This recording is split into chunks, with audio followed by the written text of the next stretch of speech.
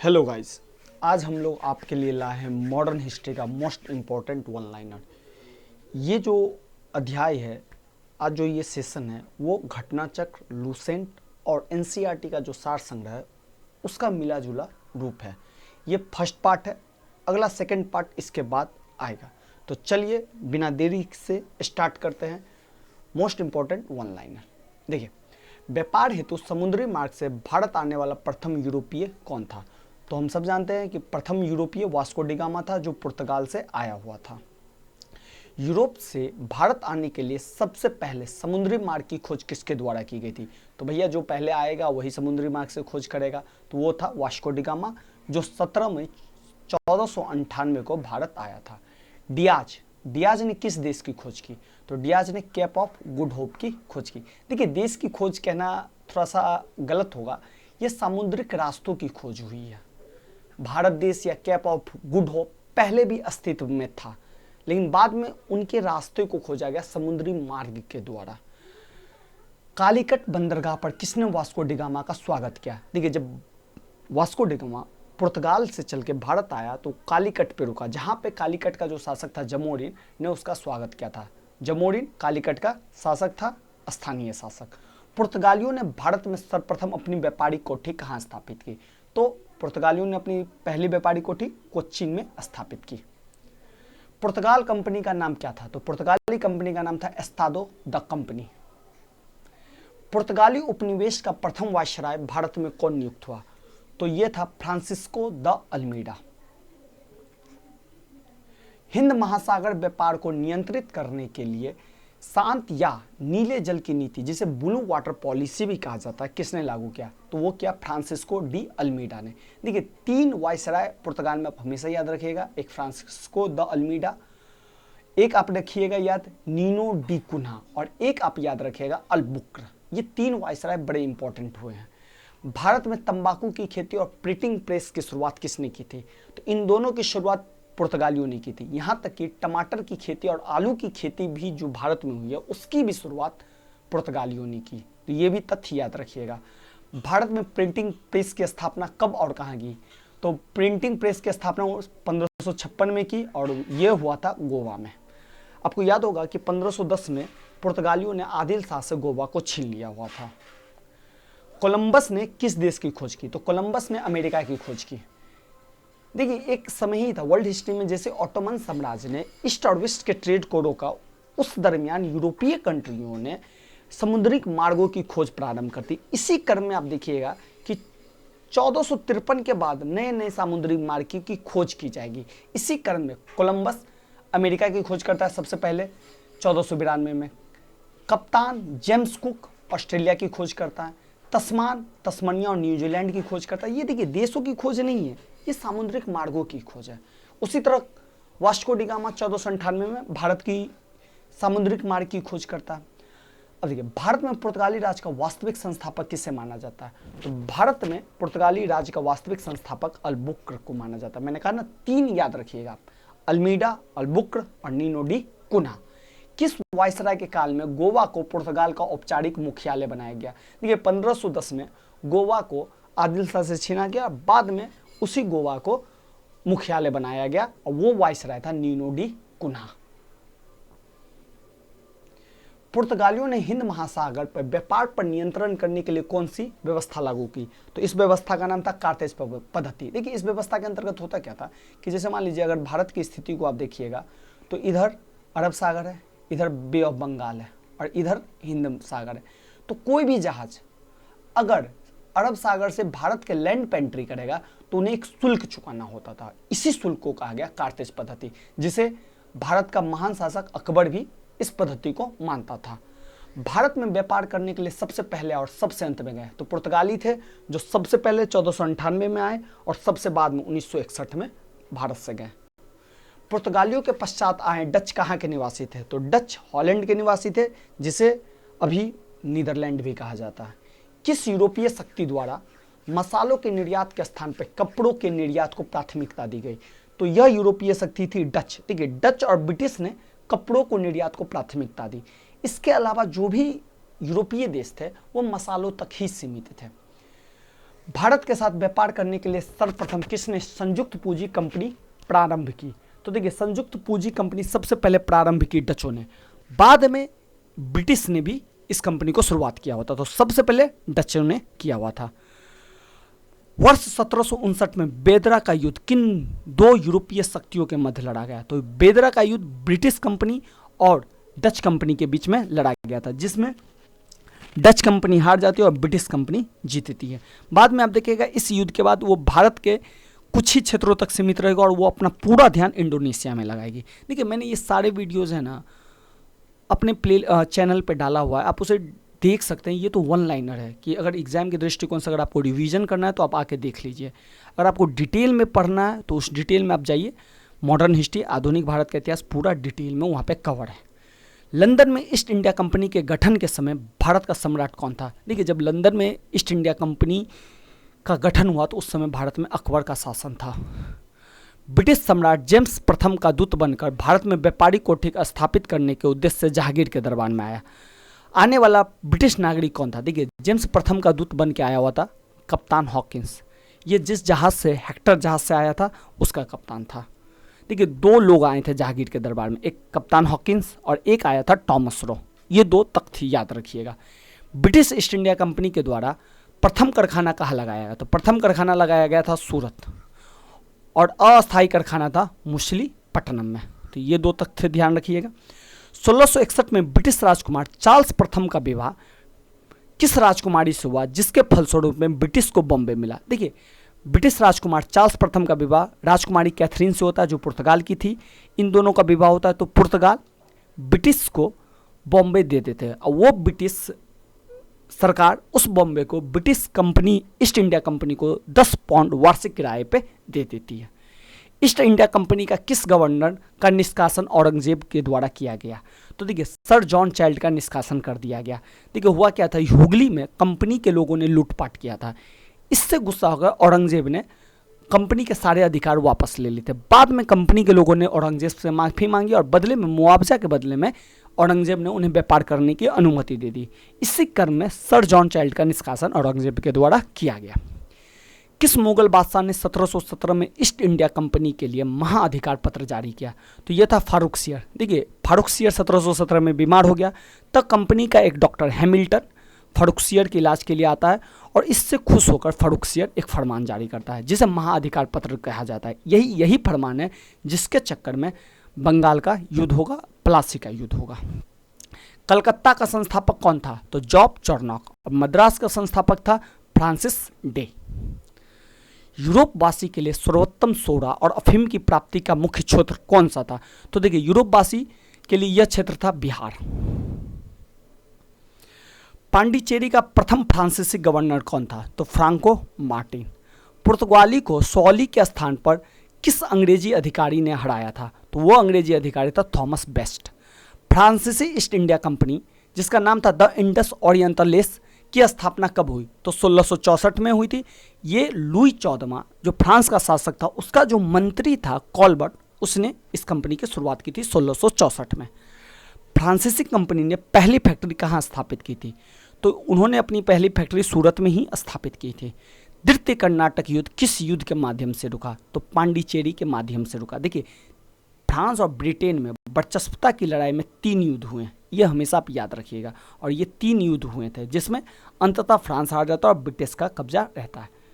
देखिए, फ्रांस जो थे वो सबसे अंतिम कंपनी थी। सबसे पहली कंपनी थी पुर्तगाली, फिर आए डच, फिर आए ब्रिटिश और फिर आए थे फ्रांसीसी। ये क्रम थोड़ा सा आप ध्यान रखिएगा। वांडीवास के युद्ध में किसने अंग्रेजों ने पराजित किया?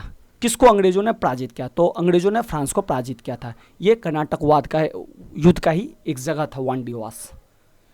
कर्नाटक का युद्ध किसके मध्य लड़ा गया? तो कर्नाटक का युद्ध फ्रांस और ब्रिटेन के मध्य लड़ा गया था। ध्यान रखिएगा, 3 युद्ध हुए हैं।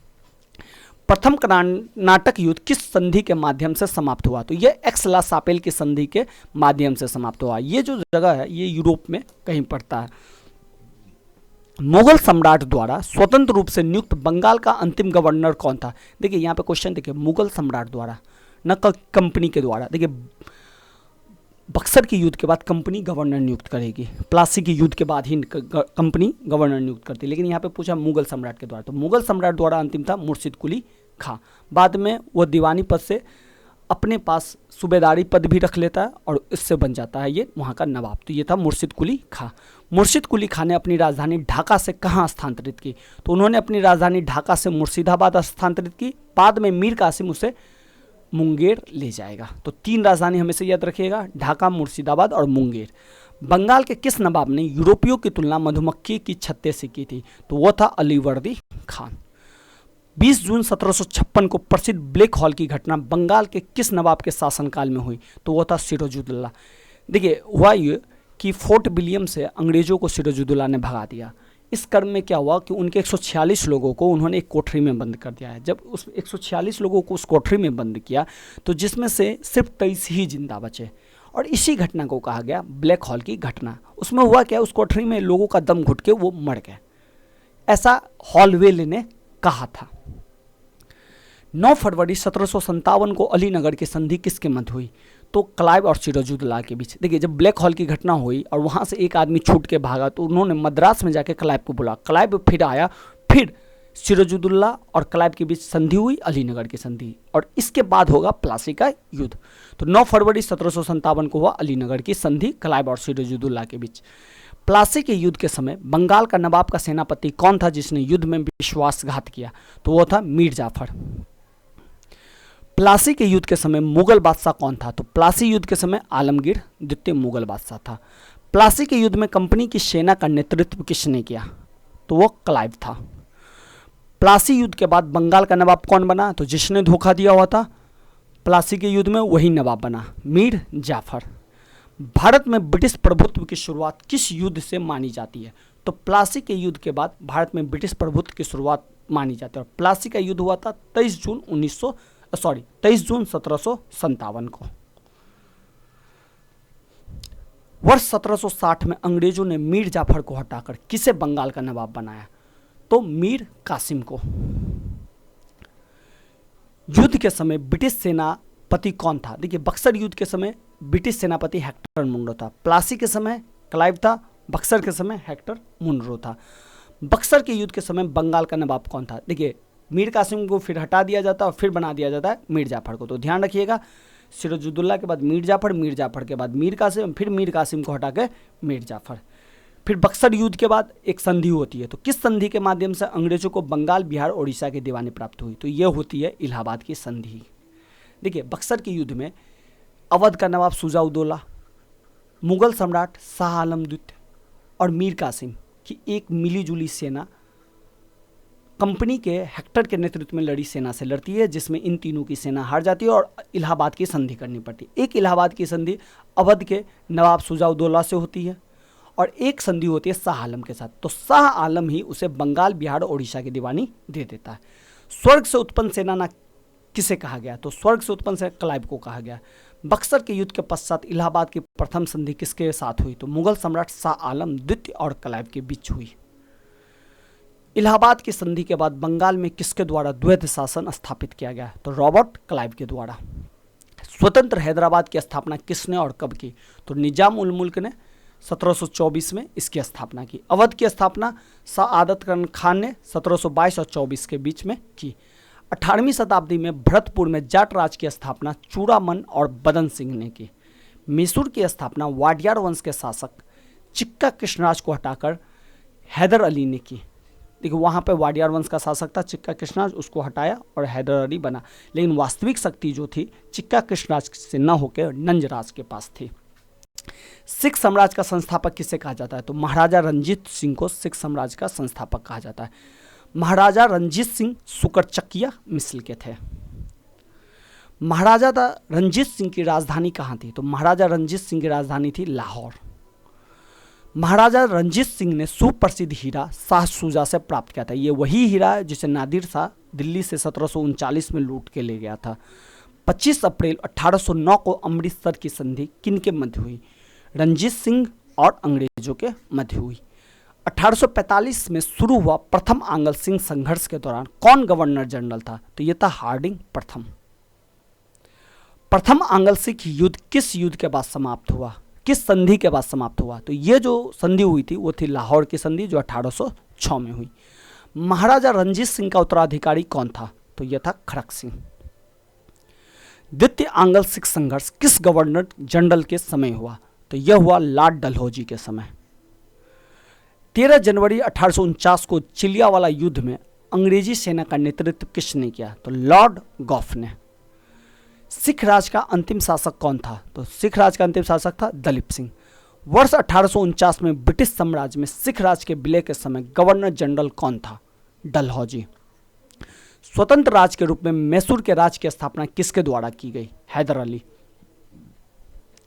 प्रथम आंग्ल मैसूर युद्ध में कौन विजय हुआ? तो वो था हैदर अली। देखिए, अंग्रेजों के साथ, कंपनी के साथ मैसूर के 4 युद्ध होंगे। इन चारों युद्ध में पहला युद्ध में हैदर अली जीतेगा। अदर आप देखिएगा, चौथे युद्ध में हैदर अली का बेटा टीपू सुल्तान भी मारा जाएगा। द्वितीय में हैदर अली भी मारा जाएगा। प्रथम आंग्ल मैसूर युद्ध किस संधि के बाद समाप्त हुआ? तो प्रथम युद्ध जो समाप्त हुआ वो मद्रास की संधि के द्वारा समाप्त हुआ। किस युद्ध में टीपू सुल्तान मारा गया? तो चौथे आंग्ल मैसूर युद्ध में 1799 में टीपू सुल्तान मारा गया श्रीरंगपट्टनम के अपने किले पे।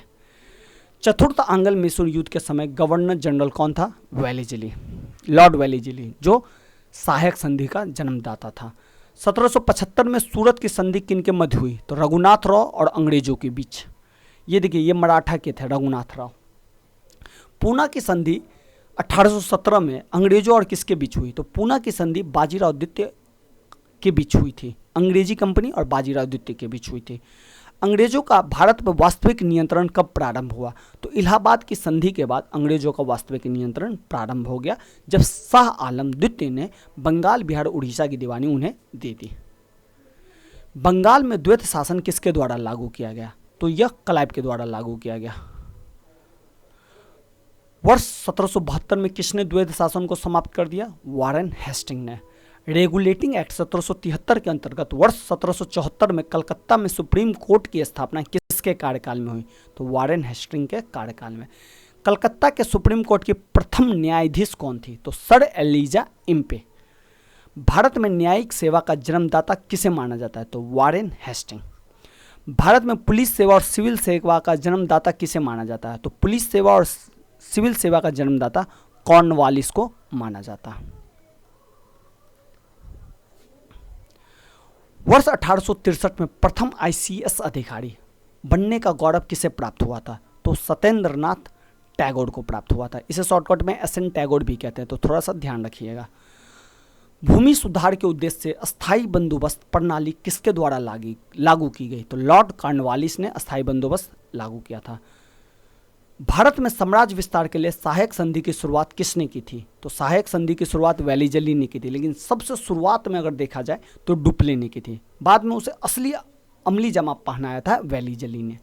सहायक संधि स्वीकार करने वाला प्रथम राज्य कौन था? तो हैदराबाद 1798 में।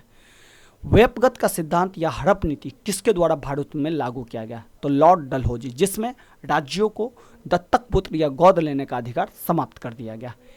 किस रिपोर्ट के आधार पर डलहौजी ने अवध का विलय ब्रिटिश साम्राज्य में किया? तो एक आउटरम रिपोर्ट थी, उस रिपोर्ट के आधार पर डलहौजी ने अवध का विलय कर लिया। वर्ष 1816 में जब नेपाल पे अधिकार किया गया, उस समय गवर्नर जनरल कौन था? तो लॉर्ड हेस्टिंग। एलन बोरो ने 1843 में किस प्रांत का विलय ब्रिटिश इंडिया में किया? तो एलन बोरो ने सिंध का विलय ब्रिटिश इंडिया में किया। बर्मा का विलय कब और किसके कार्यकाल में हुआ? 1885 डफरिन के समय। ये वही समय 1885 जब कांग्रेस का निर्माण होगा। चतुराईपूर्ण निष्क्रियता की नीति किससे जुड़ी है? तो जॉन लॉरेंस। किस गवर्नर के शासनकाल पर भारत पर ईस्ट इंडिया कंपनी का शासन समाप्त हो गया? देखिए, ईस्ट इंडिया कंपनी का शासन तो देखिए 1857 में जब महाविद्रोह भारत में होगा, 1857 की क्रांति होगी, तो 1858 में विक्टोरिया भारत का जो पूरा शासन है वो क्राउन के अंतर्गत आ जाएगा, तो वहाँ से ईस्ट इंडिया कंपनी का शासन समाप्त हो जाता है। वर्ष 1861 में भारतीय दंड संहिता किसके कार्यकाल में लागू की गई? तो 1861 में भारतीय दंड संहिता लॉर्ड कैनिंग के कार्यकाल में लागू की गई। तो यहाँ पर लॉर्ड कैनिंग। जो प्रथम वाइसराय था भारत का। किस अधिनियम को पारित कर महारानी विक्टोरिया को केसर ए हिंद की उपाधि प्रदान की गई? तो यह था राज उपाधि अधिनियम 1876। लॉर्ड लिटन के कार्यकाल में किस अकाल आयोग का गठन किया गया था? तो स्ट्रेची आयोग का गठन किया था, और यह जो आयोग था वो भारत का प्रथम अकाल आयोग था, स्ट्रेची आयोग। भारत में अस्थायी स्वशासन का जनक किसे कहा जाता है? तो लॉर्ड रिपन को अस्थायी स्वशासन का जनक कहा जाता है। धन निष्कासन के सिद्धांत का प्रतिपादन किसने किया था? तो दादा भाई नौरोजी। देखिए, धन का निष्कासन था क्या? धन का निष्कासन था कि एक बड़ी मात्रा भारत से ब्रिटेन में ले जाई जाती थी, जिसके एवज में भारत को कुछ भी फायदा नहीं मिलता था। वर्ष 1892 में लिबरल पार्टी के टिकट पर ब्रिटिश हाउस ऑफ कॉमन्स में चुने जाने वाले प्रथम भारतीय कौन थे? Dadabhai Naoroji. Poverty and un British rule in India नामक पुस्तक किसने लिखी? दादा भाई नौरोजी ने। यह विचार किसने दिया कि भारत में ब्रिटिश आर्थिक नीति घिनौनी है? तो यह विचार दिया था कार्ल मार्क्स ने। औपनिवेशिक अर्थव्यवस्था की श्रेष्ठ पुस्तक इंडिया टुडे के लेखक कौन है? तो रजनी पामदत्त। वर्ष 1907 में टिस्को की स्थापना किसने की थी? तो जे.एन. टाटा ने। कुटीर उद्योगों के विकास हेतु ऑल इंडिया स्पिनर्स एसोसिएशन की स्थापना किसके द्वारा की गई? महात्मा गांधी। वर्ष 1854 में Bombay spinning and viewing company की सूती वस्त्र की फैक्ट्री किसने स्थापित की? तो कावसजी डाबर ने। वर्ष 1885 में भारत का पहला जूट मिल कहाँ स्थापित किया गया? तो श्रीरामपुर, पश्चिम बंगाल में। किसने 1765 से 1772 के काल को डाकू राज कहा था? तो इतिहासकार पन्नीकर ने। तीन कठिया प्रथा कहाँ प्रचलित थी? तो तीन कठिया प्रथा बिहार में प्रचलित थी। देखिए, इस प्रथा के अंतर्गत क्या होता था? 20 कट्ठे का जो जमीन होता था ना, तो उसमें कहा जाता था कि 3 कट्ठा पे आप नील की खेती करोगे और 17 कट्ठा पे आप अपना खेती करोगे। इसके लिए कॉन्ट्रैक्ट साइन हो जाता था किसानों के साथ। इसी 3 कट्ठा को कहा गया 3 कठिया प्रथा। रैयतवाड़ी व्यवस्था का जनक कौन था? तो मुनरो था। महालवाड़ी व्यवस्था किसने प्रारंभ की थी? तो हॉल्ट मैकेंजी ने की थी। देखिए, 4 व्यवस्था चला है। एक तो फार्मिंग सिस्टम आया, वो 5-6 साल के लिए, लेकिन 3 व्यवस्था भू राजस्व व्यवस्था आप हमेशा ध्यान रखिएगा।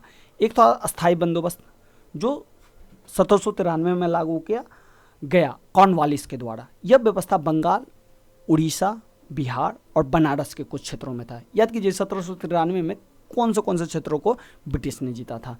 रैयतवाड़ी व्यवस्था आपको दक्षिण भारत में लागू था, और महालवाड़ी व्यवस्था बाद में जब पंजाब को उन्होंने जीता तो पंजाब क्षेत्र और उत्तर प्रदेश के क्षेत्र में महालवाड़ी व्यवस्था 1822 में लागू किया, और रैयतवाड़ी व्यवस्था 1820 में किया गया। तो ये चीज़ थोड़ा सा ध्यान रखिएगा। अस्थाई बंदोबस्त भारत के किस क्षेत्र पर लागू किया गया था? तो बिहार, बंगाल, उड़ीसा, बनारस। ये क्षेत्र सबसे पहले जीते गए। जैसे जैसे अंग्रेज अपना विस्तार करेंगे उसी क्रम में वो नई भू राजस्व व्यवस्था भी लाएंगे। किस व्यवस्था के अंतर्गत किसानों को भूमि का मालिक माना गया? तो रैयतवाड़ी व्यवस्था के अंतर्गत किसानों को भूमि का मालिक माना गया। देखिए, अस्थायी बंदोबस्त के अंतर्गत जमींदार को मालिक बनाया गया, रैयतवाड़ी में डायरेक्ट किसान को, और महालवाड़ी में मुखिया से, गांव के मुखिया से माना गया। वो कौन सी भू राजस्व व्यवस्था थी जो सर्वाधिक ब्रिटिश भू क्षेत्रों पर लागू थी? तो रैयतवाड़ी व्यवस्था 51% भारत पर लागू था। अस्थाई बंदोबस्त का सिद्धांत किससे संबंधित है? तो भू राजस्व से। भारत में रेलवे का जनक किसे कहा जाता है? लॉर्ड डलहौजी। भारत की पहली रेलवे कहां से कहां तक चली? बॉम्बे से थाने। वारेन हेस्टिंग ने भारत में कौन सी भू राजस्व व्यवस्था प्रारंभ की?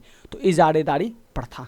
ये शुरुआती प्रयोग था, बाद में इसे ही समाप्त करके कॉर्नवालिस अस्थाई बंदोबस्त या परमानेंट सेटलमेंट लागू करेगा। 1857 की क्रांति सबसे पहले कहाँ आरंभ हुई थी? तो 1857 की सबसे पहली क्रांति हुई थी मेरठ में 10 मार्च को। 34वीं रेजिमेंट के सिपाही मंगल पांडे ने किस स्थान से विद्रोह किया था? तो यह स्थान था बैरकपुर, पश्चिम बंगाल। वर्ष 1857 के विद्रोह का प्रतीक क्या था? कमल और रोटी। कमल और रोटी। वर्ष 1857 के विद्रोह का तत्कालीन कारण क्या था? तो एनफील्ड राइफल में चर्बी वाले कारतूस का प्रयोग, और ये चर्बी वाले कारतूस क्या था? ये था सुअर की चर्बी और गाय की चर्बी, जो बाद में सही साबित हुई थी। 1857 के विद्रोह के समय भारत का गवर्नर जनरल कौन था? Lord Canning. 1857 के विद्रोह के समय ब्रिटिश प्रधानमंत्री कौन था? तो पाल्मस्टन। 1857 की क्रांति के समय पहली घटना कौन थी? तो पहली घटना थी मेरठ में सैनिकों ने हमला कर दिया और बाद में ये सैनिक दिल्ली पहुंच गए थे और बहादुर शाह जफर को अपना हीरो मान लिया था, अपने क्रांति का नेता मान लिया था। लेकिन बहादुर शाह जफर सिर्फ नाम मात्र के नेता थे, असली शक्ति बख्त खान के पास थी। 1857 के विद्रोह में भाग लेने वाले सर्वाधिक संख्या में किस क्षेत्र के सैनिक थे? तो अवध क्षेत्र के सैनिक सर्वाधिक संख्या में थे। 1857 को इलाहाबाद को आपातकालीन मुख्यालय बनाया कैनिंग ने। लखनऊ में 1857 की क्रांति का नेतृत्व किस महिला द्वारा किया गया? बेगम हजरत महल के द्वारा। 1857 की क्रांति के संघर्ष में महत्वपूर्ण भूमिका निभाने वाली रानी लक्ष्मीबाई का जन्म कहाँ हुआ? वाराणसी में। और अंतिम संघर्ष में वो मरी कहाँ पे? ग्वालियर में। रानी लक्ष्मीबाई को अंतिम युद्ध में किसने पराजित किया था? तो यूरोज ने। असम में 1857 की क्रांति का नेता कौन था? दीवान मणिराम दत्त। फैजाबाद से विद्रोह कर रहे किस क्रांतिकारी को पकड़ने के लिए ब्रिटिश कंपनी ने 50,000 रुपये का इनाम रखा था? मौलवी अहमदुल्ला। कानपुर में विद्रोह कर रहे नाना साहब ने किसे अपना सेनापति नियुक्त किया था? तात्या टोपे को। देखिए, तात्या टोपे ने अंग्रेजों को सर्वाधिक परेशान किया था, जिसका असली नाम था रामचंद्र पांडुरंग। 1857 की क्रांति में मुगल बादशाह बहादुर शाह जफर ने किसे अपना सेनापति नियुक्त किया था? तो बख्त खां। देखिए, मैंने अभी बताया बख्त खान असली सेनानायक था, जबकि बहादुर शाह जफर सिर्फ प्रतीक के लिए था।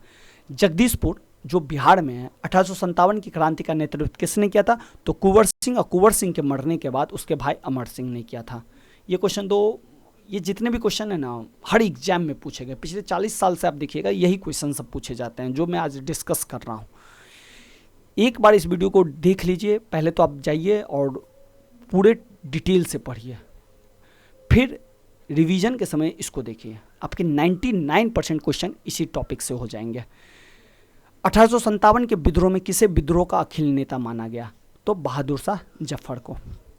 महारानी विक्टोरिया ने भारतीय प्रशासन को ब्रिटिश ताज के नियंत्रण में कब रखा और इसकी घोषणा कब की गई? तो यह घोषणा थी 1 नवंबर 1898 को, 58 को। वर्ष 1857 के विद्रोह के दमन के पश्चात भारतीय सेना का पुनर्गठन करने के लिए किस आयोग का गठन किया गया? पील आयोग। वर्ष 1858 के भारत शासन अधिनियम द्वारा किसे भारत का प्रथम वायसराय बनाया गया? लॉर्ड कैनिंग को। 1857 की क्रांति में कौन सा शायर अंग्रेजों का आलोचक था? तो मिर्जा गालिब। 1857 के विद्रोह के कारणों पर भारतीय भाषा में लिखने वाला प्रथम भारतीय कौन था? सर सैयद अहमद खान। 1857 के संघर्ष में किस राजवंश ने अंग्रेजों की सर्वाधिक सहायता की? तो ग्वालियर के सिंधिया ने सर्वाधिक सहायता की। किसने 1857 के विद्रोह को स्वतंत्रता की पहली लड़ाई कहा? तो वीडी सावरकर ने। 1857 के विद्रोह को षड्यंत्र की संज्ञा किसने दी? तो आउटरम और टेलर ने इसे षड्यंत्र की संज्ञा दी। तथाकथित प्रथम राष्ट्रीय स्वतंत्रता संग्राम न प्रथम, न राष्ट्रीय, न स्वतंत्रता संग्राम था। यह कथन किसका है? तो आरसी मजूमदार का। किस अधिनियम के द्वारा भारत का शासन ईस्ट इंडिया कंपनी के हाथों से निकलकर ब्रिटिश क्राउन के पास चला गया? तो यह था भारत शासन अधिनियम 1858। भारतीय स्वाधीनता आंदोलन का सरकारी इतिहासकार कौन था? देखिएगा, सरकारी इतिहासकार, तो यह था SN Sen. The great rebellion पुस्तक की रचना किसने की? Ashok Mehta. First war the independence के लेखक कौन है? तो विनायक दामोदर सावरकर, इसी को BD सावरकर भी कहते हैं। Sepoy mutiny and the revolt of 1857 के रचयिता कौन थे? RC मजूमदार। सर सैयद अहमद खान ने 1857 की क्रांति पर कौन सी पुस्तक लिखी? The causes of the Indian revolt, जो भारतीय भाषा में थी। 19वीं शताब्दी के दौरान होने वाले वहाबी आंदोलन का मुख्य केंद्र कहाँ था? पटना। विद्रोह के पश्चात बंगाल में कौन सा विद्रोह हुआ? नील विद्रोह। देखिए, 1857 के पश्चात नील विद्रोह हुआ। नील विद्रोह का नेतृत्व किसने किया था? दिगंबर बिश्वास और विष्णु बिश्वास ने। आदिवासी नेता को जगत पिता के नाम से जाना जाता है, तो बिरसा मुंडा को धरती आबा जगत पिता के नाम से जाना जाता है, बिरसा मुंडा। संथाल विद्रोह का नेतृत्व किसने किया था? तो सिद्धो और कान्हू ने। संथाल विद्रोह को किस नाम से जाना जाता है? हूल विद्रोह के नाम से भी इसे जाना जाता है। वंदे मातरम गीत के रचयिता कौन है? बंकिम चंद्र चटर्जी। सन्यासी विद्रोह का उल्लेख बंकिम चंद्र चटर्जी के किस उपन्यास में किया गया है? तो आनंद मठ में सन्यासी विद्रोह का उल्लेख किया गया है। हो विद्रोह कब हुआ था? 1820 और 21 के मध्य। हो विद्रोह का नेतृत्व किसने किया था? राजा पड़ाहत ने। संभलपुर में अनेक ब्रिटिश विरोधी विद्रोहों का नेतृत्व का नेता कौन था? तो सुरेंद्र साई। महाराष्ट्र में रमोशी कृषक जत्था की स्थापना किसके ने की थी? वासुदेव बलवंत फड़के ने। कुक्का आंदोलन किसने संगठित किया था? गुरु राम सिंह ने, जो पंजाब में हुआ था। उलगुलान विद्रोह किससे संबंधित था? तो बिरसा मुंडा से ही यह संबंधित था। बिरसा मुंडा किस राज्य से संबंधित थे? झारखंड। नील कृषकों की दुर्दशा पर रचित नाटक नील दर्पण के लेखक कौन थे? दीनबंधु मित्र। पागलपंथी विद्रोह का मुख्यतः किस क्षेत्र में हुआ था? शेरपुर से गारो पहाड़िया तक। ये मेघालय वाला क्षेत्र है, गारो पहाड़िया। फराजी विद्रोह का नेता कौन था? दादू मियाँ। छोटा नागपुर जनजाति विद्रोह कब हुआ? 1820 ईस्वी में। मुंगेर के बड़हिया ताल विद्रोह का उद्देश्य क्या था? वकास्त भूमि की वापसी की मांग। इसको मांग कर लीजिएगा। कोल विद्रोह का नेतृत्व किसने किया था? बुद्धो भगत ने। मानव बलि प्रथा का निषेध करने के कारण किस जनजाति ने अंग्रेजों का विरोध किया? तो खोंड जनजाति ने इसका विरोध किया था। मुंडा विद्रोह किस वर्ष हुआ था? तो वर्ष 1899 में। पाबना विद्रोह के प्रमुख नेता कौन थे? तो ईशान चंद्र राय, शंभुनाथ पाल, केशव चंद्र राय। संथालों ने किस अंग्रेजी कमांडर को पराजित किया? तो मेजर बारो को। सन्यासी विद्रोह का दमन करने का श्रेय किसे दिया जाता है? तो वारेन हेस्टिंग को। ये थोड़ा हेस्टिंग कर लीजिएगा। वेलुथम्पी ने अंग्रेजों के विरुद्ध आंदोलन का नेतृत्व कहाँ किया था? केरल में। गडकरी विद्रोह का केंद्र स्थान था कोल्हापुर। जनजातीय लोगों के लिए आदि शब्द का प्रयोग किया गया, किसने किया? तो ठक्कर बाबा ने आदिवासी शब्द का सबसे पहले प्रयोग किया था। खेरवाड़ आदिवासी आंदोलन किस वर्ष हुआ था? वर्ष 1874 में। मोपला विद्रोह कहाँ हुआ था? तो केरल में। अहोम विद्रोह किस राज्य से संबंधित है? असम से। बाबा साहब देशमुख ने किस विद्रोह का नेतृत्व किया? दक्कन विद्रोह। राम सिंह के नेतृत्व में संचालित कुक्का आंदोलन की शुरुआत मूलतः किसके द्वारा की गई? तो भगत जवाहर मल के द्वारा। महाराष्ट्र में कौन सा विद्रोह हुआ? भील विद्रोह। किस जनजाति नेता ने एकेश्वरवाद की स्थापना पर बल दिया? बिरसा मुंडा ने। व्यक्तिगत प्रयासों से सर्वप्रथम कलकत्ता में शिक्षा हेतु मदरसा की स्थापना किसके द्वारा की गई? वारेन हेस्टिंग के द्वारा। वर्ष 1784 में कलकत्ता में एशियाटिक सोसाइटी ऑफ बंगाल की स्थापना किसके द्वारा की गई? सर विलियम जोन्स के द्वारा। एशियाटिक सोसाइटी ऑफ बंगाल के अधीन भगवत गीता का अंग्रेजी में अनुवाद किसने किया? तो चार्ल्स विल्किंस ने। अभिज्ञान शाकुंतलम का अनुवाद किसने किया? विलियम जोन्स ने। ये इसका भी अनुवाद हिंदी में ही किया गया। मनुस्मृति अंग्रेजी भाषा में किस नाम से प्रकाशित हुआ? तो ए कॉड ऑफ जेंटुलोज के नाम से प्रकाशित हुआ। वाराणसी में प्रथम संस्कृत महाविद्यालय की स्थापना किसने की थी? जोनाथन डंकन ने। वर्ष 1800 में कलकत्ता में असैन्य अधिकारी के प्रशिक्षण हेतु फोर्ट विलियम कॉलेज की स्थापना किसके द्वारा की गई? लॉर्ड वेलेस्ली के द्वारा। किस अधिनियम के द्वारा भारत में शिक्षा के प्रसार हेतु 1 लाख रुपया खर्च करने का अधिकार गवर्नर जनरल को दिया गया? तो यह था चार्टर अधिनियम 1813। एक चीज़ और ध्यान रखिएगा, चार्टर अधिनियम 1813 के अंतर्गत कंपनी की जो मोनोपोली है वो समाप्त कर दी गई। अब सिर्फ 2 क्षेत्र में कंपनी की मोनोपोली रहेगी, एक चाय के क्षेत्र में और चीन के व्यापार के क्षेत्र में। बाद बाकी सारी monopoly company east India company की खत्म कर दी गई थी।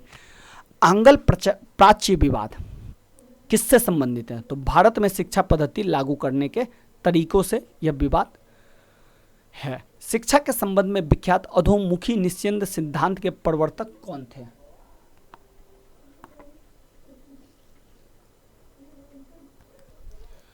ऑकलैंड ने इसकी की थी। देखिए अधोमुखी निस्यंदन सिद्धांत क्या था? ये छन्नी का सिद्धांत था और ये कुछ इस तरीके से था कि भैया कुछ लोगों को आप दे दीजिए शिक्षा, ये छन्न के और कुछ लोगों को ये मिल जाएगा। ये कुछ इस तरह का सिद्धांत था कि कुछ को दीजिए, ये कुछ सारे को दे देंगे। तो इसका जो प्रवर्तक था वो था ऑकलैंड। लॉर्ड मैकाले किस शिक्षा पद्धति से संबंधित है? तो यह अंग्रेजी शिक्षा पद्धति से है। इसे थोड़ा सा सही कर लीजिएगा, अंग्रेजी शिक्षा पद्धति। भारत में आधुनिक शिक्षा प्रणाली की शुरुआत कब हुई? तो 1845 के मैकाले के सम्मरण पत्र से। 1833 के चार्टर एक्ट में मैकाले विधि मंत्री बन के आया था और यहीं से यह विवाद शुरू हुआ। भारत में अंग्रेजी शिक्षा किस वायसराय के शासनकाल में आरंभ की गई? तो लॉर्ड विलियम बेंटिंग। किस घोषणा पत्र को भारतीय शिक्षा का मैग्ना कार्टा कहा जाता है? तो वुड घोषणा पत्र को कहा जाता है, जो 1854 में आया था। वुड घोषणा पत्र के सुझाव पर कलकत्ता, बम्बई और मद्रास में किस वर्ष विश्वविद्यालय की स्थापना की गई? तो वर्ष 1857। पेरिस स्थित रॉयल एशियाटिक सोसाइटी की सदस्यता किस भारतीय को मिली? तो ये थी माइकल मधुसूदन दत्त को। बम्बई में प्रथम महिला विश्वविद्यालय की स्थापना किसके प्रयास से हुई? तो डी.के. कर्वे। भारतीय विश्वविद्यालय में धार्मिक शिक्षा के लिए किसने प्रबल रूप से वकालत की थी? मदन मोहन मालवीय ने। बनारस हिंदू विश्वविद्यालय का शिलान्यास किसके द्वारा किया गया? लॉर्ड हेडिंग के द्वारा। भारत में शिक्षा के विकास के लिए एनी बेसेंट ने 1896 में किस संस्था की स्थापना की? Central Hindu college. Central Hindu college किनके प्रयासों से बनारस हिंदू विश्वविद्यालय बना? तो मदन मोहन मालवीय। देखिए, एनी बेसेंट ने सेंट्रल हिंदू कॉलेज बनाया, बाद में इसी सेंट्रल हिंदू कॉलेज को मदन मोहन मालवीय के प्रयास से बनारस हिंदू विश्वविद्यालय बना। वर्ष 1857 में रुड़की इंजीनियरिंग कॉलेज के रूप में भारत के प्रथम इंजीनियरिंग कॉलेज की स्थापना किसके द्वारा की गई? तो जेम्स थॉमसन। वर्ष 1854 में चार्ल्स डिस्पेच आया तो उस गवर्नर जनरल कौन था? तो लॉर्ड डलहौजी। हंटर आयोग की स्थापना शिक्षा के लिए था। इसकी स्थापना कब और किसने की? तो लॉर्ड रिपन ने इसकी स्थापना की 1882 में। भारत का प्रथम समाचार पत्र द बंगाल गजट किस वर्ष प्रकाशित किया गया? वर्ष 1780 में, जेम्स ऑगस्टस और हिक्की के द्वारा। वर्नाकुलर प्रेस एक्ट किस वायसराय के समय पारित हुआ? तो लॉर्ड लिट्टन। वर्ष 1866 में संपादित ज्ञान प्रदायिनी पत्रिका का संस्थापक कौन था? नवीन चंद्र रॉय। भारत में सर्वप्रथम प्रेस सेंसरशिप किसने लागू की? तो लॉर्ड वेलीजेली ने इसे लागू किया था। अल हिलाल एवं अल बलाग नामक पत्रिकाएं किसके द्वारा प्रकाशित की गई थी? तो मौलाना अबुल कलाम आजाद। अमृत बाजार पत्रिका की स्थापना किसने की थी? तो शिशिर कुमार घोष ने, और इस पत्रिका ने धन के निष्कासन का भी समर्थन किया था, तो इस बात को भी ध्यान रखिएगा। रामानंद चटर्जी द्वारा बंगाली भाषा में संपादित मॉडर्न रिव्यू पत्रिका कहाँ से प्रकाशित होती थी? तो कलकत्ता से। देखिए, ये आंसर में ही है, बंगाली भाषा में, तो बंगाल से ही होगा, कलकत्ता। प्रेस का मुक्तिदाता किसे कहा जाता है? रिपन को। देखिए, लिट्टन ने वर्नाकुलर प्रेस एक्ट लगाया, वर्नाकुलर प्रेस एक्ट को रिपन ने हटाया, इसीलिए उसे कहा जाता है प्रेस का मुक्तिदाता। पत्रकार के कर्तव्य का निर्वहन करते समय जेल जाने वाला प्रथम भारतीय कौन था? तो यह था बाल गंगाधर तिलक। एक साप्ताहिक के रूप में यंग इंडिया का शुभारंभ किसने किया? तो होम रूल पार्टी ने। भारतीय द्वारा अंग्रेजी भाषा में प्रकाशित प्रथम समाचार पत्र कौन था? तो हिंदी पैट्रियट या हिंदी पैट्रियात। अमेरिका में फ्री हिंदुस्तान किसने प्रारंभ किया? तारकनाथ दास। किस आंदोलन को प्रताप समाचार पत्र के माध्यम से विजय सिंह पथिक ने पूरे भारत में चर्चा का विषय बना दिया? तो बिजोलिया आंदोलन को विजय सिंह पथिक ने पूरे भारत में चर्चा का आंदोलन बना दिया। फारसिक साप्ताहिक मिरात उल अखबार किसके द्वारा प्रकाशित होता था? राजा राम मोहन राय। रॉबर्ट नाइट ने कलकत्ता में वर्ष 1878 में अंग्रेजी भाषा की किस पत्रिका का संपादन किया? तो स्टेट्समैन। वर्ष 1861 में इंडियन मिरर नामक अखबार का प्रकाशन कहाँ से होता था? कलकत्ता से। बहिष्कृत भारत पत्रिका किससे संबंध था? तो डॉक्टर भीमराव अंबेडकर से। हरिजन पत्रिका के प्रारंभकर्ता कौन थे? गांधी जी। ये थोड़ा सा मिस्टेक हो गया, थोड़ा सा इस सबको ठीक कर लीजिएगा, ये पत्रिका है, ये रॉ नहीं है। लिट्टन द्वारा वर्नाकुलर प्रेस एक्ट पारित कर किस वर्ष भारतीय समाचार पत्रों पर प्रतिबंध लागू किया? 1878 को, जिसे बाद में रिपन ने हटा दिया था। 1920 में लाला लाजपत राय के द्वारा उर्दू में किस समाचार पत्र का प्रारंभ किया गया? तो वंदे मातरम। सोम प्रकाश नामक समाचार पत्र की शुरुआत किसने की थी? तो ईश्वरचंद विद्यासागर ने। लीडर अखबार किस कार्य के लिए प्रसिद्ध था? उदारवादियों के नीतियों का प्रचार करने के लिए। देखिए, दो दल हुए 1885 के बाद, एक उदारवादी एक उग्रवादी, जो हम आगे की क्लास में डिस्कस करेंगे। ये पार्ट 1 है, पार्ट 2 में देखेंगे। अंग्रेजी साप्ताहिक पत्र वंदे मातरम किसके संबंध है? अरविंद घोष के साथ। किस पत्रिका ने वर्नाकुलर प्रेस एक्ट 1878 का समर्थन किया था? पायनियर ने। नील आंदोलन का समर्थक करने वाली पत्रिका हिंदू पैट्रियट के संपादक कौन थे? तो हरिश्चंद्र मुखर्जी। स्वदेश वाहिनी नामक पत्रिका केसरी के संपादक कौन थे? के रामकृष्ण पिल्ले। अंग्रेजी समाचार पत्र इंडिपेंडेंट किसके द्वारा आरंभ किया गया? तो मोतीलाल नेहरू, जवाहरलाल नेहरू के पप्पा जी। मराठी भाषा की पत्रिका केसरी के संपादक कौन थे? तो बाल गंगाधर तिलक। इंडियन नेशन अखबार कहाँ से प्रकाशन होता था? पटना से। बंगाल गजट के संस्थापक कौन थे? देखिए, बंगाल गजट 2 बार निकला है। सबसे प्रथम अखबार बंगाल गजट था, जिसे जेम्स आक्सर सिक्की ने 1780 में, फिर गंगाधर भट्टाचार्य ने 1816 में किया। संवाद कॉमेडी जो 1821 में आया, मिरातुल अखबार जो 1822 में आया, उसके संस्थापक कौन थे? राजाराम मोहन राय। गप्त गोपतार 1851 के संस्थापक कौन थे? दादा भाई नौरोजी। भारतीय पुनर्जागरण का जनक किसे कहा जाता है? राजाराम मोहन राय। किससे भारत में सुधार आंदोलन और भारतीय राष्ट्रवाद का जनक कहा गया है? राजाराम मोहन राय। राजाराम मोहन राय किस शिक्षा पद्धति के समर्थक थे? तो पाश्चात्य शिक्षा पद्धति के। राजाराम मोहन राय द्वारा कलकत्ता में ब्रह्म समाज की स्थापना किस वर्ष की गई? तो वर्ष 1828 में। ब्रह्म समाज किस सिद्धांत पर आधारित था? एक ईश्वरवाद, एक ही ईश्वर। संवाद कौमुदी तथा मिरातुल अखबार के संपादक कौन थे? राजाराम मोहन राय। याद रखिएगा, संवाद कौमुदी बांग्ला भाषा में थी और मिरातुल अखबार फारसी भाषा में था। वर्ष 1815 में एकेश्वरवाद मत के प्रचार हेतु राजाराम मोहन राय ने किस संस्था का गठन किया था? तो इसके लिए उन्होंने आत्मीय सभा का गठन किया था। किस संस्था के विचारों को लेकर 1865 में देवेंद्रनाथ टैगोर और केशव चंद्र सेन के बीच विवाद हुआ? तो यह था ब्रह्म समाज। देखिए, ब्रह्म समाज की स्थापना राजाराम मोहन राय ने की थी। बाद में इसकी जो कार्यभार है वो देवेंद्रनाथ टैगोर ने संभाला। बाद में देवेंद्रनाथ टैगोर ने केशव चंद्र सेन को दे दिया। बाद में इन दोनों में टकराव हो गया था। विवाद के बाद केशव चंद्र सेन ने किस संस्था की स्थापना की? तो इसका नाम था आदि ब्रह्म समाज, जिसका नाम बदल के बाद में कर दिया गया भारतीय ब्रह्म समाज। राजाराम राय को राजा की उपाधि किसके द्वारा प्रदान की गई? तो यह दी गई थी मुगल बादशाह अकबर द्वितीय के सामने। देखिए, अकबर द्वितीय है। राजा राम मोहन राय की समाधि कहाँ स्थित है? तो ये ब्रिस्टल में। देखिए, वो ब्रिस्टल गए थे, वहीं पे वो ठंड से मर गए थे, तो उनकी जो समाधि है वो इंग्लैंड के ब्रिस्टल शहर में है। वर्ष 1872 में नेटिव मैरिज अधिनियम को पारित करवाने में किसने महत्वपूर्ण भूमिका निभाई थी? तो केशव चंद्र सेन ने। 1839 में तत्वबोधिनी सभा की स्थापना किसके द्वारा की गई थी? देवेंद्रनाथ टैगोर के द्वारा। वर्ष 1875 में आर्य समाज की स्थापना किसके द्वारा की गई? तो स्वामी दयानंद सरस्वती। वेदों के पुनरुत्थान का श्रेय किसे दिया जाता है? तो स्वामी दयानंद सरस्वती को। उनका एक प्रसिद्ध नारा था, वेदों की ओर लौटो। दयानंद सरस्वती द्वारा सत्यार्थ प्रकाश पुस्तक किस भाषा में लिखी गई? संस्कृत के भाषा में। किस समाज को सुधारक को भारत का मार्टिन लूथर किंग कहा जाता है? तो ये ध्यान रखिएगा।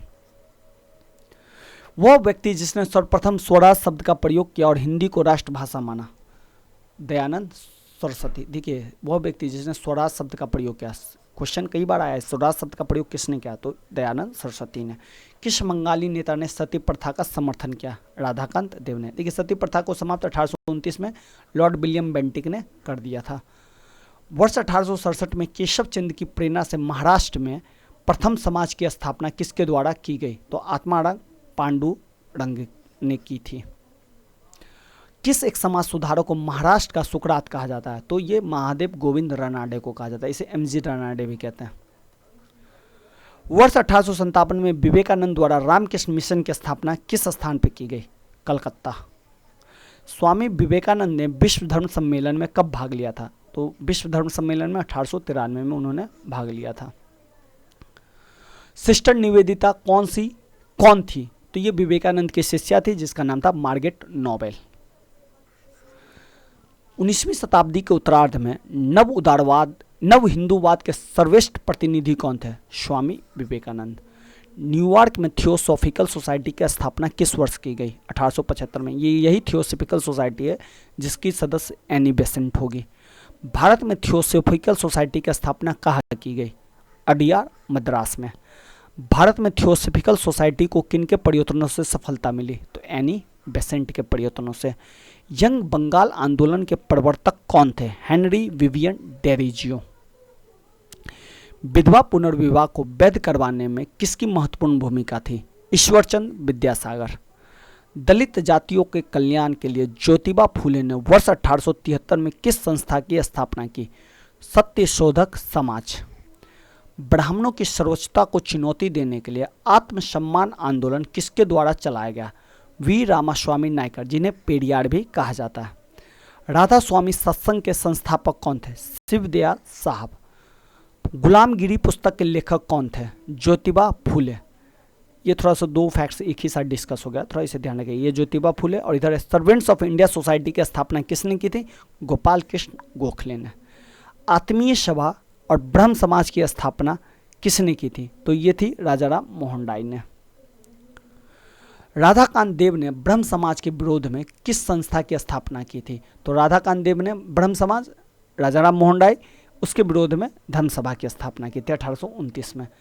तत्वबोधनी सभा की स्थापना देवेंद्रनाथ टैगोर ने 1839 में की। वर्ष 1849 में परमहंस मंडली की स्थापना ददोबा पांडुरंग ने की। प्रार्थना सभा की स्थापना आत्माराम पांडुरंग ने 1867 में की।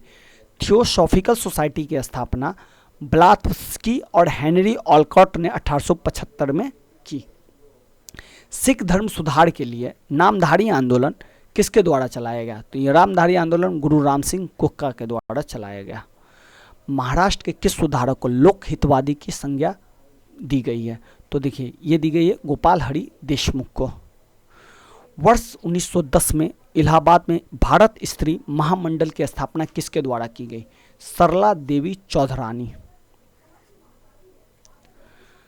महिलाओं के उत्थान के लिए आर्य महिला समाज की स्थापना किसके द्वारा की गई? पंडिता रमाबाई सरस्वती। हाली प्रथा किससे संबंधित है? बंधुआ मजदूरी। बहुजन समाज के संस्थापक कौन थे? मुकुंद राय पाटिल।